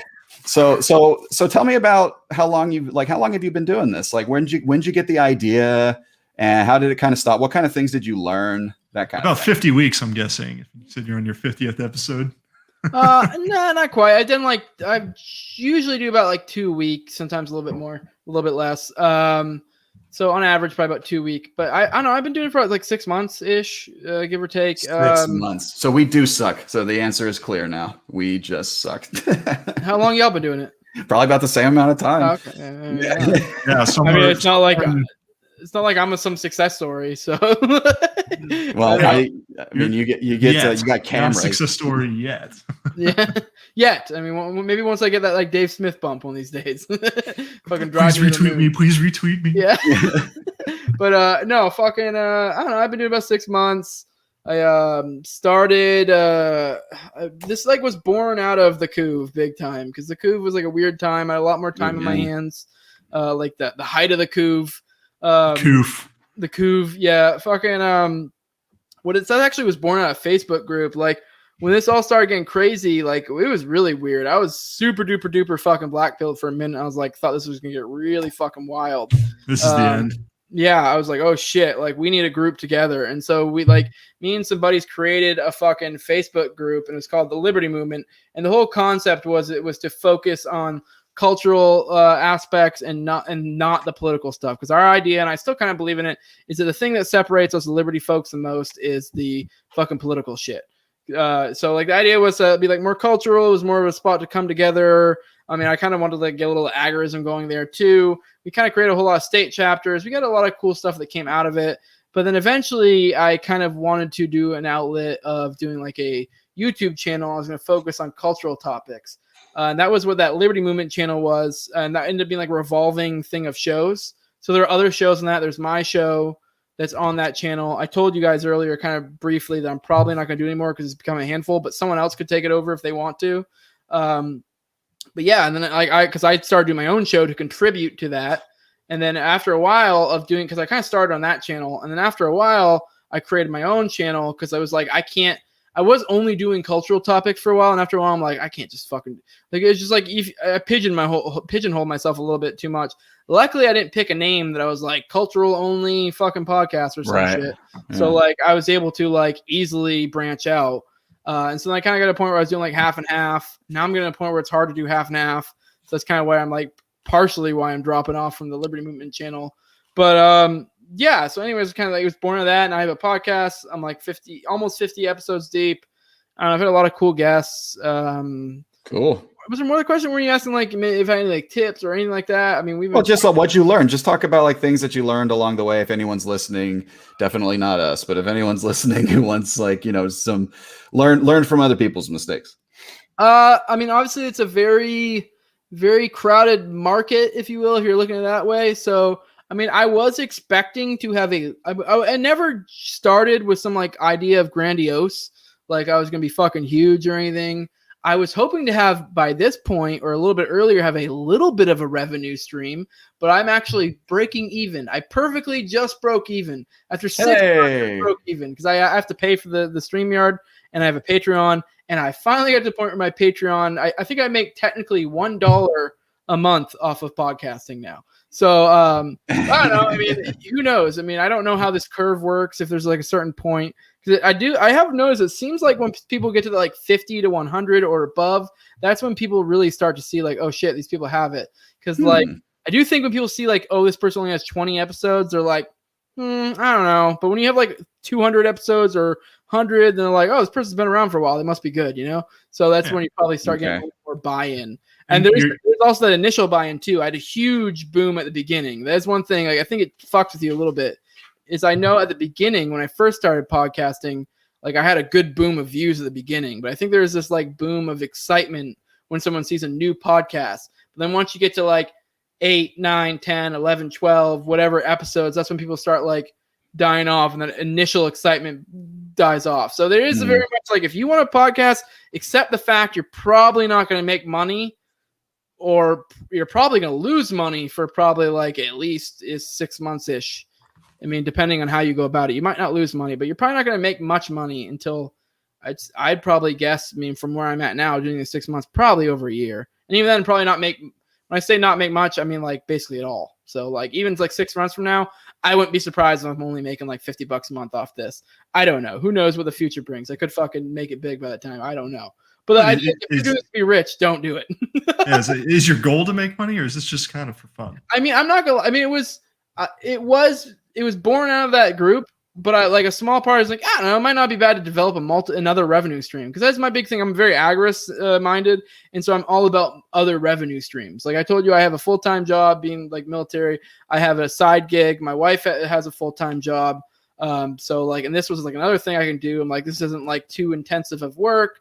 It's like 2 days a week. I got to do, it's like an hour to 2 hours worth of work, if you will call it that, and, eventually, I could turn some small profit, not saying a lot, just multiple revenue streams is always nice, So not that I ever had any idea I was gonna make a shitload of money off it, but I'm definitely not against the idea. I'm a capitalist in the truest sense. So right on. No, patreon.com, no way to say 2020 if you want to give me fucking money. So yeah, I'm all about making money. I'm cool with it. I'm not like I said, though, if you're here to make money, then you better be prepared for the long haul, or have some sort of like, big capital to put into it for like advertising. Maybe you could pull it off then. Obviously, I haven't put any money into advertising whatsoever. So it's also like completely that. I know a lot of people make big podcasts by putting a lot of money to advertising off the bat, because you can do that too. So I don't know if I could live with myself having to plug something for a show, like to be in a commercial. I don't know. I might have to shoot myself if I do that. Just a second. I got to talk about our sponsor, MeUndies. Oh, that? Oh, I'm all that. This episode is brought to you by You Hack. I will sell anything. I don't give a shit. Give me money. I will fucking push your product. I mean, maybe not anything, but most anything. We got to go on the Alex Jones subscription, where we just sell penis pills and vitamin water. What's it called? Male Vitality or Pure Vitality or something? Yeah. Dude, his fish oil commercial was one of the funniest commercials I've ever seen. I loved it. They're putting chemicals in the water that turn the frogs gay, but these will undo it. I loved it. All right. Well, that's. Oh, another thing for those, if like I do more interview, it seems like you guys do more like a current events. Sometimes do interviews. I pretty much only do interviews. I've done a couple solo episodes. I suck at those. I do really good when I have someone to bounce off of. If you're doing the interview model, do not ever be ashamed to ask someone. You'd be surprised at people who say yes. I've had basically damn near the biggest voices in this like area that I am in, like the liberty movement, if you will, that have like, I've had a lot of big names in here. I mean, not like the big names. There are also those like few ones that are like goddamn gems to get, like the Tom Woods, the Dave Smiths. Those are borderline impossible to get. You gotta put in your time and effort for that. But just about everyone else, it's an ask away. Most of them are like, you'd be surprised the people that you're like, you think are like, there's no way they'd say yeah. And they're like, yep, yeah, let's do it. When do you want to do it? Yeah, and not only will they do it, they're generally super easy, like to like scheduling wise and everything. They're not like these difficult like divas like you think they might be. So I don't know if this is smart us talking like this. We might be raising our competitors. Right? We shouldn't be doing this. I mean, I thought it was pretty cool. We got Scott Horton on. I was like, oh wow. Yeah, that's spoiled us. I feel like this guy's famous, and I'm talking to him. Scott will go on with anybody, and that's a perfect example of that. So I thought we were special. I thought he was my friend. Yeah, what I really like doing, I like the original format we have, which is like we break down topics we want to talk about. But there's two problems with that. Number one, we just don't have the time to make new ones over and over again. And two, people like the guest episodes just get way more viewers. Like you really can't grow if you just stay doing that. You kind of just have to piggyback off of other people's followers and stuff and pull them over to yours. I think the interview episodes are more fun too. Yeah, I mean, I like talking to you, Chris, but I mean, face it, other people are cooler. The best way to get popular is to leech off the popularity of others. Hang out with the cool kids. I mean, that's the reason why they're popular. They have interesting things to say. So ask Jose if I can sit at their table next time you're over there, please, Nick. Hey, another thing. Am I going to have to get a camera? Probably. I don't want to do it, man. I like that y'all can't see me. We want to know what your hairline's like. Is it better than mine, or? No, I'm not ready to. I'm not ready. I'm between you two. I don't have beautiful hair like Jose, but I'm not cue ball like Nick. But I'm the pathetic middle ground where it's like I'm still hanging on. Just get a cool background. It'll be good. No, I'm not worried about the background. I just I like that I can kind of like fiddle with stuff and not like I can look like I'm not really paying attention. You can get one of those filters and you can be like a banana or a pirate or something. Just something stupid. Yeah. But, hey, can I ask you? You've got a lot of cool stuff in the background on your wall there. You see like a Captain America shield, a bunch of comic books. You really into like comic books and all kinds of? Are you a huge Marvel fan? I mean, I'm not necessarily. I'm a comic book fan in general. Ish. I mean, I'm not as big as I used to be. I still like to read occasionally. I don't know. It's just cool shit I've like collected over time. I have this like room that's called a sitting room in my house, which is like basically a useless room other than for like a study or something because it serves no purpose. It's adjoined to my master bedroom, so it's like I don't know. I mean, I had nothing to do with it other than to decorate it, make it kind of like a study type area. So I was like, I'll make it fucking dope. I don't know. I have a lot of cool random shit in here. Like, yeah, that's an awesome backdrop. Yeah, really cool. I put a lot of work into that. One of the posters fell. I don't know if you can see that. I assumed it was done intentionally. I assumed every single speck in there. I heard that. If someone's observant, they probably can see it in the background, but they watch the video later. So yeah. So I also heard on a podcast episode I listened with you. It was about parenting. You said you had kids that are 11 and what was the other one? 11 and 8. Those are how. So, dude, that's pretty, like because you're just like a year or two younger than us. So you were a dad for a long time, like way earlier than most people. Yeah, this dude fucks. You're ready for that one. Yeah. No, I was pumping and dumping from a young age. I got married really young too. So I mean, I'm still with the same woman. So yeah, well, that's cool. Yeah, I mean she's all right, I guess, but she's all right for now. She's the first one who would stick around. Yeah. I can relate to that. I married my high school sweetheart. Well, I mean, my wife wasn't my high school sweetheart, but she was actually like the first woman I ever slept with that I actually liked. I was actually a man whore, and I slept with a ton of women. Like I've been around. I've lived a full life in that regard. Like, but then like I met her, and then like I don't know. I just settled down immediately. I don't fucking know. It worked out that way. She was the one. Yeah. For me, it was I just didn't feel like putting in that groundwork anymore. Yeah, There's got to be an easier way. This one will do. Yeah. There's got to be an easier way. Can I do this without taking someone out to dinner every time? Honey, I want to let you know I settled. Funny thing is, too, a lot of people assume that I like knocked her up and that's why we got married. We actually got married really quick, but no, I actually like knocked her up like immediately after I got married. So because I was young and dumb and just pumping and dumping, and I just didn't know what I was doing. Dude, so here's another. I figured it out. Here's my contradiction. I figured it out. So, aren't kids slaves? Oh my God, you want to go down this road? We're already at hour 35. That's a whole other thing, and I haven't really gone down that road. I know there's a big. That's what I should have said. I would say the parents are the slaves. That's how I feel. Right? My kids are 2, so like I'm just. There are multiple fucking routes. I haven't put a whole lot into thought in the whole like parenting and when it comes to like rights and such, because that is a big thing. Like, I don't remember what Rothbard's perspective was, but I know there are a lot of different distinctions. Some of them have some weird conclusions that you can get to. Like, I know Rothbard was in the opinion that you technically didn't have to like feed your kids if you didn't want to, per like his legal theory. Like, I don't know.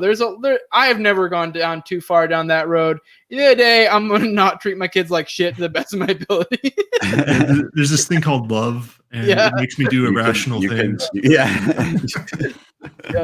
Okay, well, we can talk. I'll give you some time to think about it then, and maybe we can touch on that next time. How's that sound? You interested in coming back? Yeah, sure. I'm a third way through Ethics of Liberty. I think it's awesome. I think it's that book that he goes into a lot of his concepts on parental rights and children's rights and shit. So we'll see where I come to after that. All right. It's always like a cancer whenever I see that shit on Twitter when people are arguing that. I'm just like, I stay clear away from that. Oh, I don't argue it at all. It's not even something I'm really that interested in delving into. It's just I just kind of laugh and go, yeah, I guess they are, and I just keep chopping carrots or whatever I was doing. Yeah, those always end up in really disgusting, weird places where people start calling each other pedophiles and shit, and like, oh, or you're cool with slavery, and you're like, I don't want any part of this conversation. I'm staying out of this one. So after you finish the book, next podcast, you're gonna tell us all about how you sold your kids.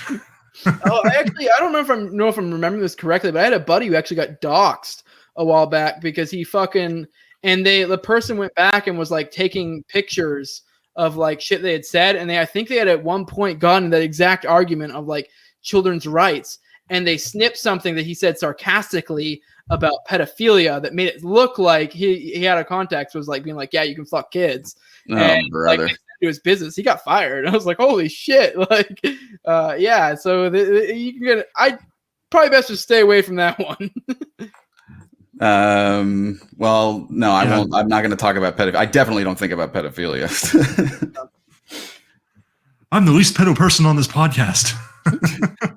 All right. Last chance, man. Here's your official chance to plug something.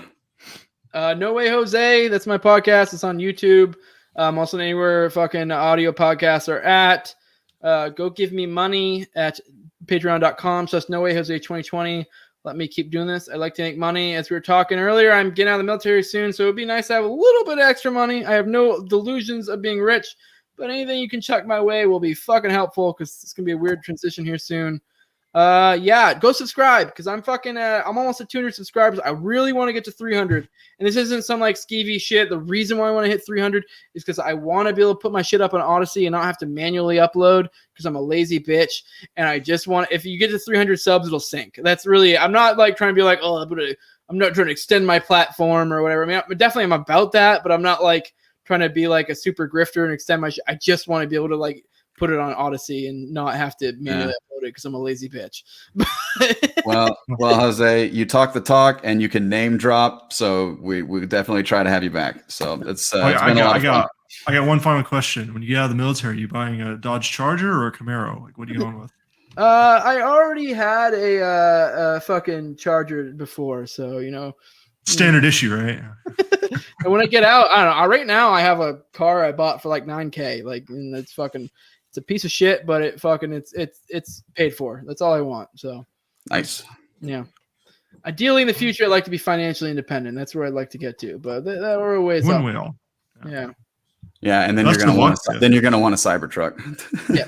Oh, I'm not gonna lie, dude. Well, I there goes fucking- that. Okay, we'll talk about Cybertrucks next time too. I can go talk about Cybertrucks forever. Yeah, those look dope. Oh yeah. All right. Thanks a lot. Peace, everybody. Till next time. Appreciate having Peace. me on.